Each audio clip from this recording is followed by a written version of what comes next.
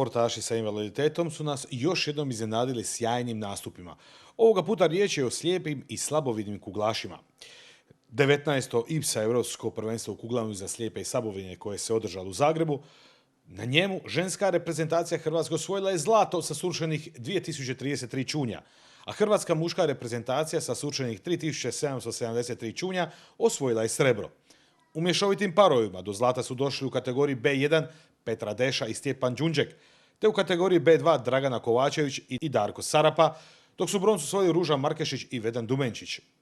U singlu i individualu 2 zlata osvojili su Petra Deša i Ruža Markešić, srebro Željka Peška i Nermina Mehulić. U individualu su zlato osvojile Petra Deša i Ruža Markešić te srebro Vedan Dumenčić. Hrvatska reprezentacija u kuglanju za slijepe i slabovidne postiže svake godine sve bolje rezultate. Idemo stalno prema gore i to je naš cilj. Ja sam stvarno ponosan na svoju ekipu, žensku i na mušku, i nemam puno riječi o tome. Samo mogu reći da moramo nastaviti ovako dalje, da planiramo ove treninge u 6. mjesecu do kraja odraditi, onda se lijepo odmoriti i spremiti se za novu sezonu.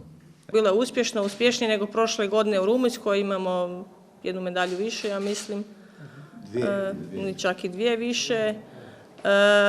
Ženska reprezentacija ekipno je bila vrlo uspješna, osvojili smo ekipno zlato. U pojedinačnim disciplinama smo također bili više nego uspješni. Moja kolegica Petra je najuspješnija sportašica sa 4 zlatne medalje.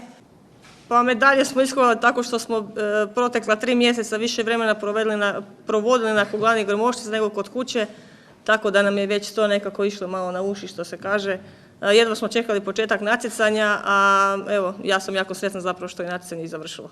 Mogu reći da sam se čupala cijelo vrijeme, ali na zadnjoj stazi kada je trebalo odraditi posao do kraja sam se smirila, probudila sam se i zahvaljujući publici koja je stvarno bila izvrsna, svim našim članovima naše delegacije, uspjela sam se podići i napraviti rezultat.